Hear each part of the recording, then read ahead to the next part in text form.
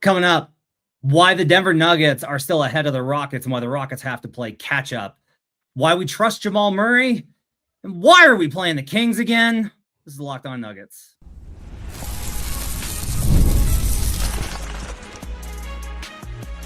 You are Locked On Nuggets, your daily Denver Nuggets podcast. Part of the Locked On Podcast Network, your team every day. Welcome to Locked On Nuggets, your Denver Nuggets podcast daily. Part of the Locked On Podcast Network, your team every day. Thanks for joining us and making us part of your day. Being an everydayer, making this your first listen, and joining us Monday through Friday, whether on podcast or at youtube.com/LockedOnNuggets. We appreciate each and every one of you hanging out with us throughout the week.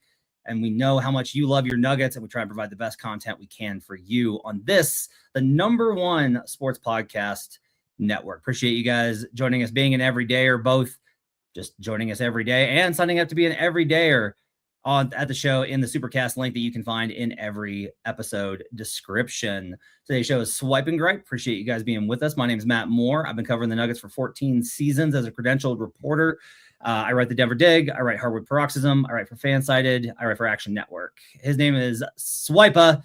You can catch him at Swipacam on Twitter, on YouTube, as well as on the Player's Choice, as well as on the Press Box, as well as on NFL Game Night, as well as on NBA Game Night, all over the place. Hardest working man in podcasting, Swipa. Today's show is brought to you by Game Time. Download the Game Time app, create an account, and use code LOCKEDONNBA for $20 off your first purchase. On today's show, we'll talk about the fact that the Nuggets are playing the Kings again, and we'll preview that game. We'll talk about Jamal Murray and where we're at on the trust factor. Like, I think this is a fascinating question with what the ride that Nuggets fans have been on with Jamal Murray over the last 3 seasons. But we start today with this, Swipe. The Nuggets are going to play the Rockets on Monday, and that's like the next, like, that's the big game, right? That is a monster game for the Nuggets, playing the Rockets in an extra game at home. They're already up 1-0. Would be a massive win to get the 1-0, would break the home losing streak. That would be considerable. Lots to it, but I more want to ask you this. The Rockets right now are in an interesting kind of place if we kind of evaluate them, because the numbers are that the Nuggets are 17-6. The Rockets are 15-6. So they're the same. They're even in the loss column. Nuggets have played 2 more games, two more wins. So their win percentage is a little bit better. The Rockets have a substantially better net rating. So schedule adjusted, they're 2.5 points better than Denver. And you can say, like, well, Christian Brown and Aaron Gordon. Fair, totally fair. But the Rockets could very easily retort with, we haven't had Dorian Finney-Smith at all the entire season. I think that does kind of matter. Denver's strength of schedule is 28th. The Rockets is 18th via dunksandthrees.com. The Rockets have, I think, proven that they can survive the Fred VanVleet injury with how well they've played on both sides of the floor. They are number 4 in offense and number 4 in defense. It's a much better team than the Nuggets have been in terms of balance, because the Nuggets defense has been so shaky since AG and Christian went out. But I want to just ask you this real simply. Who's chasing who? Are the Nuggets like, oh man, we got to level up to be able to beat Houston? Or should the Rockets still be looking up at the Nuggets? I think that the easiest answer is I don't think either one of them is necessarily chasing. I do think the Rockets, I would say it's more important for them to have a higher seeding than for Denver. I think Denver is so seasoned at this point that this is about to be 19, 20, 21, 22, 23, 24, 25, their 8th run through the playoff in the Jokic era with Jamal Murray.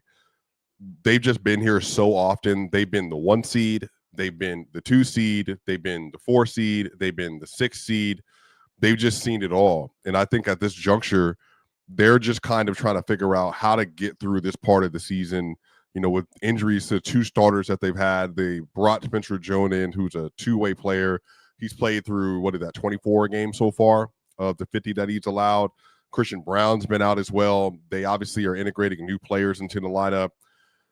I think that the Rockets, man, they're chasing the Nuggets because they need to establish, I think, as much credibility in the regular season as they can, but also to position themselves as well as good as possible for the playoffs. I think it's important for them they get home court advantage. That way, when they play in the first round, it's home court. You play in the second round. If Denver got to go there, they feel much better about the first 2 games being in Houston as opposed to the first 2 games being in Denver. So I think long-term, it probably matters for them a little bit more than for the Nuggets. Because the Nuggets this year, Matt, remember there was what year was that? 21-22. The Nuggets had a better away record than home record. Yeah, I remember that. And everybody kind of hated it. But at the same time, it was like they're just road warriors. Yeah. I just think the Nuggets at this point, it's not even like a road home split, but they have really only gotten up for a couple games since the injuries. And one of them was the Rockets game. And I think another one's going to be the Rockets game, because I think once they play versus teams they feel like are on their level or near it, they really want to go. They play a little bit harder, just across the board. But I do think it's more important long-term for the Rockets to, I think, secure that second seed than it is for Denver. Chat is bringing up OKC. We're at the point where I'm just kind of, here's my thing on OKC. We'll talk about them when the matchup comes up and the Nuggets play them. And we will talk about them when it gets into the playoffs. And like, you have to have that conversation. As of right now, if you're just like, well, what about OKC? Can Denver catch OKC? I'm like, probably not. Does that mean they won't? No. Like, I've said this consistently, like the Thunder probably will win unless they don't. That's how this is. This is sports. This is what I have learned. The Warriors should have won in 2016. They should have. That team should have won. They were the best team in the league. They won 73 games. They were way better than that Cavs team. Way better than that Cavs team. They lost. That happens. Celtics should have beaten the snot out of the Knicks last year. Should have eradicated them. They lost to them. Right? Nuggets 2024. I don't know. They should have beaten the Wolves. I think it was even. I could say probably they should have beaten them up 20 with a game 7 at home. Right? Should have beaten them. They didn't. And this is kind of how it goes. I'm not going to sit here and try and like make you feel better and convince you that like the Nuggets are better than the Thunder, because that would be categorically insane. The Rockets question is really interesting though, because the reason I find this interesting, and I do agree with Swipa, it's a great point about home court, that I think the Rockets need it and the Nuggets don't necessarily. The biggest thing I'm concerned about is that Rockets Nuggets is going to go 7. And it's going to be this knockdown, drag out, ugly affair. Now, I thought the Nuggets were toast in game 1 versus OKC coming off of that game 7 last year. They walked in there, they hung around, and then all of a sudden they beat them. And I'm still not quite sure how Denver snuck out that game 1 in OKC, but they did. Now, but historically, it's a really bad spot to be in if you go 7 games and then have to go on the road for the next series. It's just a bad spot. So, like, the gap between OKC or between Denver and Houston to me, matters a lot. Because if Denver can just be, if I get to late in the season and I'm like, yeah, Houston's really good, I think Denver's going to win. And I'm not necessarily like, oh man, this is going to be a monster. Like, it'll be a tough series. Every series in the West is tough. But if I'm just like, yeah, I feel confident Denver can win that series, it lessens a little bit of the stress for being in the best position possible to try and catch OKC, if that makes sense. Yeah, maybe it's just I have watched so much of Houston and I've watched so much of Denver, obviously, that if you're telling me they're going into the playoffs fully healthy, I think Houston's really good, but they don't really stress Denver in the ways that they get stressed the most. Like I think Amin's good, Şengün's good, KD's good. I think individually they're very good players, but they just don't stress test the Nuggets to the same degree like maybe a peak Warriors team would have, obviously. Like, it's just constantly moving them around. And, Jokic is also, when you give him a center like a Hartenstein or like Şengün, who's not like the most like mobile, 3-point shooting is not like at the preeminent of what they do, doesn't cause him to move in space a lot. I think he plays really good defense because he feels comfortable. At that point, he can be a little flat-footed versus those defenders to conserve that energy and then play up and then rotate behind it when you play versus guards and all that. I just think for me, that's going to be it will be a really good series. But I just think right now, man, the Nuggets are just kind of, how would you even describe their defense? They are playing defense sporadically for like 3 minutes, get a lead, fight back. Okay, extend the lead, fight back, and just close the game out. I just think right now they're just kind of not going through the malaise a little bit, but their identity has been purely, we have the best offense in NBA history right now, and we're just playing offense. And we're going to continue to play offense and play perfect basketball on this end, and you're going to have to try to keep up with us in a shootout. And that's how they're winning games right now. Yeah, I think this is what makes it tough is like at some point, and Ryan will talk about championship habits, and I think he's right on this. You got to not make sure this doesn't go too far, man. Like if you start slipping into this where it's like, well, we'll turn it on in the playoffs. We've seen this before. Like it's okay for you to coast a little bit. But games like Houston, you better be able to show that sure. you still got the blade is sharp enough. Yeah. Because eventually that's I think is the best comparison for it. If you don't ever sharpen that blade and then you pull it out, it's a blunt object. It's not going to be what you need it to be. Have they done that before though? Because I think December they've always kind of been a little wonky. I feel like January, their record for the last 6 years has fairly been pretty good. Yeah, but like the track record is kind of this though, where it's like, hey, in 2023 they sharpened back up and showed it. In 2024 they didn't. You're talking about the end of the year sprint, and then well, Murray had the injury too. The end of the year sprint in 2024 when it was like they went on that run. They weren't playing great defense. The process wasn't great. They were just focused on trying to find ways to win games. And it's like I understand the need for that sometimes in the NBA. I mean that has to be a priority. Don't go chasing that. Do not go chasing the 1 or the 2. 3 is fine. Don't fall further than 3. That's the only thing Denver needs. If you get 2, great. If you get 1, awesome. Do not stress yourself. They did that in 2024, and it killed me with them overpressing themselves to try and get that 1 seed. Do not fall for that mistake again. Coming up, let's talk Jamal Murray, because he's been on a roller coaster, I think, with Nuggets fans, and this is obviously like a super high point. And I just kind of want to get Swipa's thoughts on what Jamal's proven, what he has yet to prove, and where we think Nuggets fans and Jamal is at with where his play is at right now. We'll talk about that coming up on Locked On Nuggets. Today's show is brought to you by Game Time. The World Cup's coming back to North America for the first time since 1994. And with 48 teams for the first time ever, it's going to be massive. But let's be honest, getting tickets is usually the hard part. That's why Game Time app is clutch. Finally giving fans a real advantage when it comes to snagging seats. With Game Time, you can track price drops in real time, get alerts when great seats open, and buy tickets the moment they hit the app. It puts the power back in your hands and makes going to the World Cup realistic instead of impossible. Pick a game, tap a section, and you have your tickets locked in within minutes. No confusion and no hunting for the fine print. The seat view feature is a game changer. You're literally going to see what the pitch looks like from your exact seat when you buy. I think that's huge because a lot of these stadiums are being retrofitted for the World Cup, and you want to be able to know exactly what that pitch is going to look like from your seat. You get that. I think this is just like an incredible opportunity to see a once-in-a-lifetime sporting event. Like if you love sports, and you got a buddy, you got a family member, you get a kid, somebody who also loves soccer/football, then you should definitely, I think, like be looking for opportunities. And the best way to do this and actually make it reasonable is on Game Time. Take the guesswork out of buying World Cup tickets and every match, concert, or event with Game Time. Download the Game Time app, create an account, and use code LOCKEDONNBA for $20 off your first purchase. Terms apply. Again, download the app, make an account, and use code LOCKEDONNBA for $20 off. Swipe, tap, ticket, go. Game Time. Also brought to you today by Quo. New year, new systems, and this is the time when a lot of us look at the messier parts of running a business and think there's got to be a better way, and there is. Today's episode is brought to you by Quo, spelled Q-U-O, the smarter way to run your business communications. If you're ready to make your workday smoother and keep customers connected without the headaches, Quo makes upgrading your setup easier than ever. A streamlined system makes such a big difference when communicating with customers, and having calls, texts, and voicemails in one clean view keeps everything organized and helps you stay responsive. I got a friend that runs a small business, and one of the things he was talking to me about the other day was how frustrated he was with the fact that the phone call system is entirely separate from the email, which is entirely separate from the text. Like he was not able to get out those in place, and I told him about Quo. The AI summaries and call logging can feel like having an assistant keeping track of every detail. Make this year the year where no opportunity and no customer slips away. Try Quo for free, plus get 20% off your first 6 months when you go to quo.com/lockedonnba. That's QUO.com/lockedonnba. Quo. No missed calls, no missed customers. We'll be right back on Locked On Nuggets.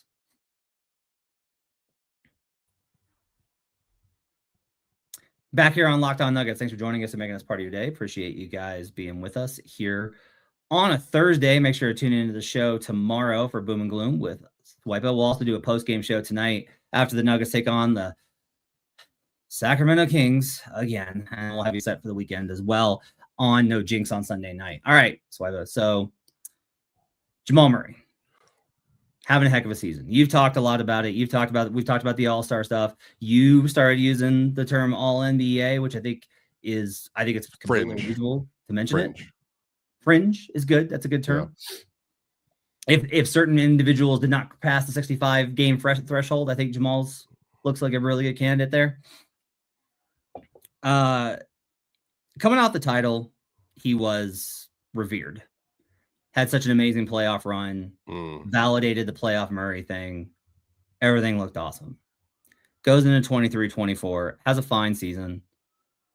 I thought everything was okay first half of the year. Didn't have it like got off to his usual slow start, then had a good run in the middle, and everything was like kind of like clockwork. Then he starts getting banged up, and he misses time at the end of that year, and the Nuggets kind of stress themselves out trying to get wins without him. There starts being questions about his conditioning and what impact that's having on his injuries. He goes into the playoffs. He plays terribly versus the Lakers, but hits a he does in fact make a shot, which is kind of important. Jamal Murray made a shot. And so calf injury in that series too. Yeah. Doesn't look the same versus the Wolves. 38% from the field on 18 a game. Has a real problem with McDaniels and especially Nickeil Alexander-Walker. Plays better at the end of that series, I thought, especially in Game 7. They lose. Comes back last year. Is terrible for that first month. Goes through a stretch in January, which I think was the best basketball he's played since before the injury, since before this year. And then once again, seems like he runs out a little bit of steam. I thought he was fine in the playoffs last year. I thought he had really good stretches. Like it's hard to be like, well, he didn't do enough versus OKC. Well, it's OKC's defense. Like for an offensive first player, it's kind of difficult. Yeah. With how he has played this year and how tremendous he has been, what is your trust factor with Jamal? Like how much benefit of the doubt and goodwill has he earned, which he would say, like, I won a title. Why do I have to earn anything? And that's a fair answer, to be clear. But I am just kind of curious where you're at as a fan with Jamal Murray right now. Well, I think what people should be feeling is that what else do you want him to do is kind of my question. I think it should be at a 10 right now. I think there needs to be some realism about, I think as much as I am a fan, Matt, I also love talking about the game straight. I think that if I just look at Jamal relative to his peers in the league, whenever I talk about guards in the league, I'll always talk about there's certain things that matter more than others, and playmaking, scoring, creation, your ability to utilize like leverage offensively, how you compete defensively. There are certain things you got to do at a high level. Jamal this season, not only with Jokic, has been an absolute monster. Him and Jokic this year, per data baller, they're a plus 15.1 when they play on the floor this year. I think that's going to be a career high, Matt. That'd be the best they've ever been in terms of just on-court net rating together. But I think a lot of people are not acknowledging, or at least aware of, and I shared with this earlier with you off the line, Jamal Murray without Jokic, the Nuggets are a plus 6.7. Jokic without Jamal Murray, they're plus 5.9. Now, what could that be kind of lean into? So I think Jamal getting Jonas Valanciunas matters a lot. Jamal having another traditional center that he can play with, that is able to set screens and able to do some things in the post, that matters. And so now you can manufacture offense with Jonas Valanciunas. You could manufacture offense, I think, with Cam Johnson.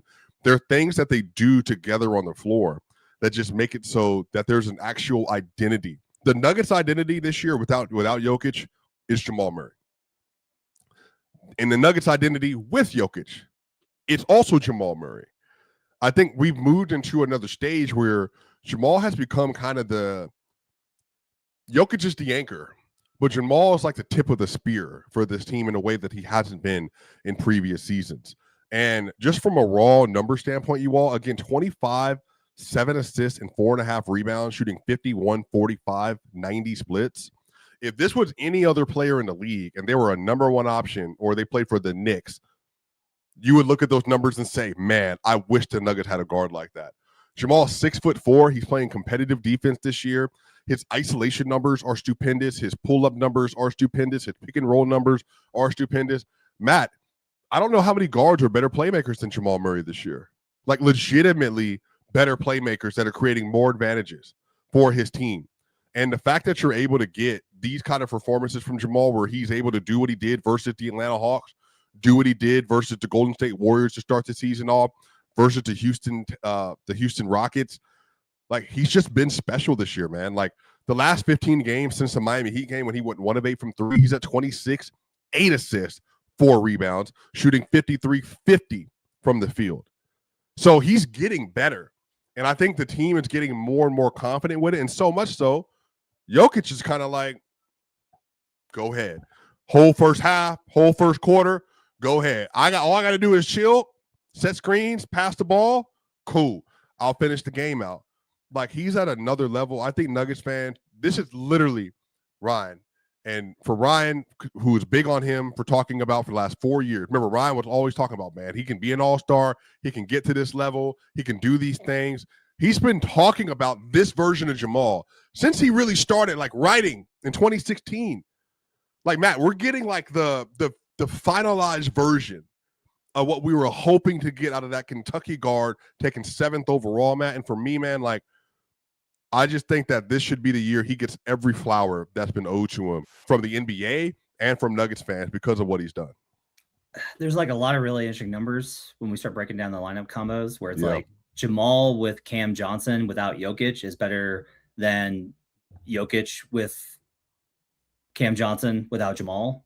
That's really interesting. Yeah. The AG numbers I think are really fascinating. So they only played 41 minutes together without Jokic, but Jamal and AG are plus 19.4.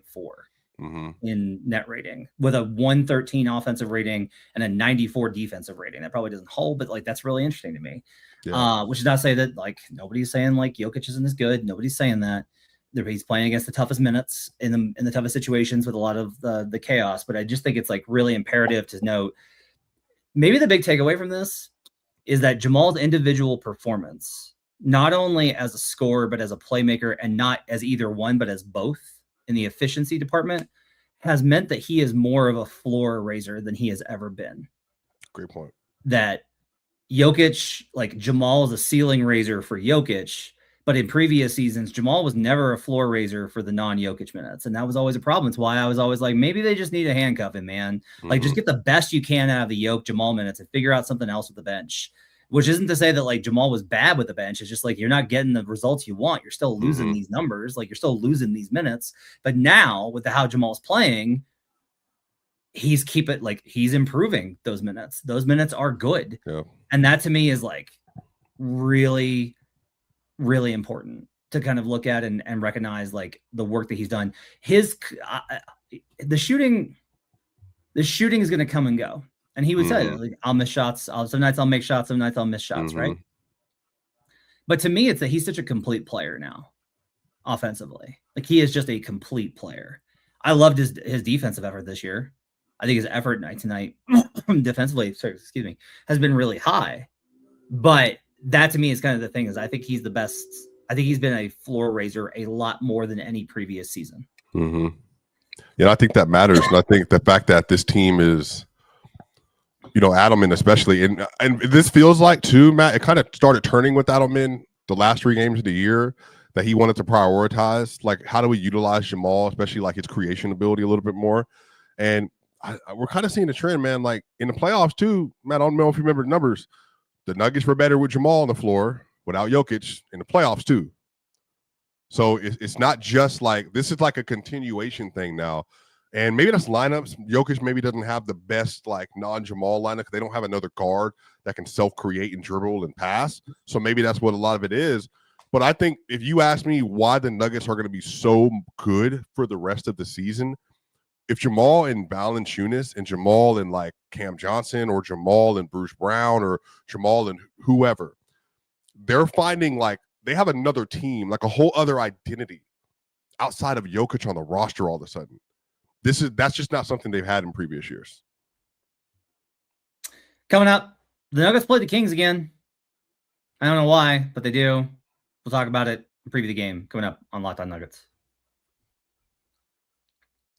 Guys, it's 2025, almost 2026. And those days of waiting for something to become a full-blown emergency before you see a doctor, they're over. No more walking it off for 6 months. No more pretending that weird shoulder stiffness is, quote, just sleeping wrong. It's time to take your health seriously, and Zocdoc makes that easier than ever.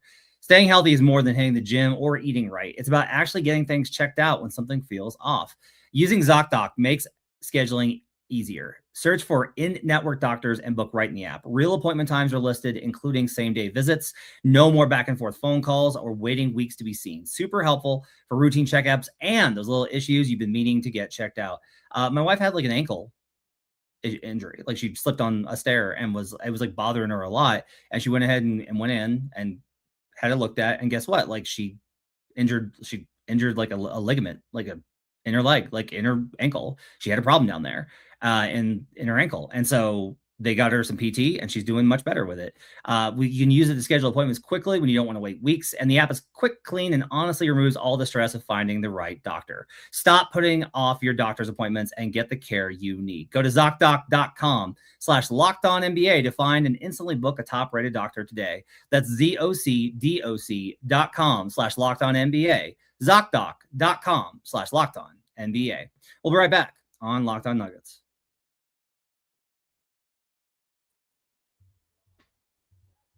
Back here on Locked On Nuggets. Thanks for joining us and making us part of your day. Appreciate you guys being with us. The Nuggets play the Kings again, Swipa, and another rust revenge spot here. A lot of rest for the Nuggets, so they might come in rusty. What do you think about this game going into tonight? Yeah, I think that obviously the Nuggets should win by double digits. They'll be extending their 12 or more point lead game. I don't know how many that is at this point. I got to go look it up, but I think it's like, I can't remember the exact number, maybe 22 out of like 24 or something like that. I can't remember. They'll get that again tonight. Hopefully the Nuggets will come out and they will realize that Sabonis is out. I believe Levine is also going to be out in this game and say, hey, let's just go get him. But the Sacramento Kings are going to play hard because they always play hard. Doug Christie's going to make them play hard. If they can just get in the first quarter and come out and be like, all right, let's get like a 8-point lead, Jonas and then Bruce and all them, you come in the second unit, see if you can do some good things and score and then play some defense. And then, the biggest spots in this game is going to be the end of the second quarter, brother. Are you going to, when Jokic comes back in again in the last 5 minutes after 7 minutes of rest, what are you going to do? Are you going to allow for them to just go on a run and it's a 1 to 3 point game going into the second quarter or the third quarter, or you will extend the lead? And I think you get a double-digit lead in this game and you can, ride that out and then you can get done with the game. Going into the fourth quarter, they should be like, they're comfortably like in charge. So I think they did that in one of the games they played. They won the other one in a blowout. They won one in a tight game, then they lost the other one. So I just think they just need to come out and take care of business because you got, obviously, this weekend, you got Houston and you got Orlando. You got Houston twice, and you got Orlando once at home. Just give your chance an opportunity, like, just to get out of a game early, I would say. No Zach LaVine tonight, no Domantas Sabonis, but they also weren't instrumental in the win that they pulled off in Denver. Nuggets been really good on the road. Should be a good spot. Should be a bounce back spot. People in the comments have kind of mentioned the trouble the Nuggets have had with rest. They're not wrong. With more than 2 days rest since the title season, the Nuggets are just 7-6. Yeah. Who do you blame most for that?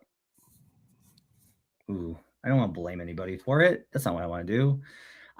Instead, I will say Nikola Jokic has talked about his desire to play every other day because it keeps them in rhythm. Yeah. And that I think is like, I think players are very much decided by rhythm. What's tough, I think, is like the ideal rhythm to me for an NBA team is actually if you play every 2 days, not every other day, but play, off day, play, off day, play. You have 1 day where you're off, like you take the next day and you rest up, you practice the next day, and then you play the next day. That would be the ideal NBA schedule based off of the players that I've talked to. Like AG once told me, he's like, man, you get me an extra day. Like the difference is so huge for what I'm able to give the team. You just give them 1 extra day. That's it. If we just went to a schedule where it was play, off day, play, then every NBA game I think would be dynamite and we would have a lot less of the nonsense that we have in the regular season. Who do you blame for it? All right, let me not say blame. You're right. It's too strong. I do think the team takes on the character of your best player. Jokic isn't the most like prove a point to start the game player, except when he needs to prove a point to start the game. I think versus teams like this, it's not like it's just not like a put away spot. Now, again, to be fair, it's not just him. Remember, he did that versus the Wizards last year. He came out hunting. but it didn't matter. They weren't playing any defense at all in that game. So I do think it will be good that if the Nuggets defensively as a unit, starting with Jokic's energy, Cam Johnson, hey, but you know what? Spencer Jones, Cam Johnson, and Peyton Watson are starting. You should go into this game saying you're not scoring, period. I'm going to make it as difficult as possible. And then on the other end, go cook. Jamal, go have a 15-point quarter. Jokic, have a 9, 6, and 5 quarter like you did versus the Dallas Mavericks, or what was it? 10, 9, and 6 in the first quarter. Get up. Call it a day and then be done with it. And like literally be done with it. Like, you know what I mean? But they're also not, here's one. Be mentally ready if the bench has a bad stint. Like, this is one thing I think I am kind of done with, where it's like, I'm done with we were up 10 and now we're down. Okay, it's been 4 years and this bench is better. Like, just go in with the expectation we got to kill them in that end of the second stretch. Yeah, I agree with you. It's the most important. When they play well in that end of the second, I feel like they always win. Mm-hmm. So I'm with you on that. To Hurricane's point, who says it's a sample size thing, when they have more than 1 day rest, they are 31-18. So they go from 7-6 to 31-18. So what are they in back-to-back the last few years? On exactly 2 days rest, let's do that. Figure out that number. 24-12. There you go. That's interesting. That's how it goes. Okay. Hope you guys have a great day. Enjoy the game tonight. We will catch you after the game. Ryan, I'll be with you for a post-game show. Then tomorrow, boom and gloom, heading into the weekends. Appreciate you guys being with us. We'll see you guys again next time on Locked On Nuggets.